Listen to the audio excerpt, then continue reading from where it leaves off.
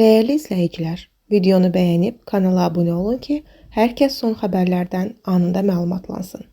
Əmək Məcəlləsi və Nazirlər Kabinetinin qərarlarına əsasən mart ayı üzrə iş və istirahət günlərinin ardıcıllığında dəyişiklik edilib. Bildirilir ki, 8 mart Beynəlxalq Qadınlar Günü bu il bazar gününə təsadüf etdiyindən növbəti 9 mart qeyri-iş günüdür. Novruz bayramı ilə əlaqədar olaraq isə 20, 21, 22, 23 və 24 mart tarixləri istirahət günləri sayılır. Bu tarixlərdən 21 və 22 martın şənbə və bazar günlərinə düşməsi nəzərə alınaraq 25 və 26 martda əlavə qeyri-iş günü müəyyən edilib. Eyni zamanda Ramazan bayramı 20 və 21 mart tarixlərində qeyd olunacaq. Ramazan bayramı Novruz istirahət günləri ilə üst-üstə düşməsi səbəbindən hökumətin qərarı ilə 27 və 30 mart tarixləri də istirahət günü kimi təsbit edilib.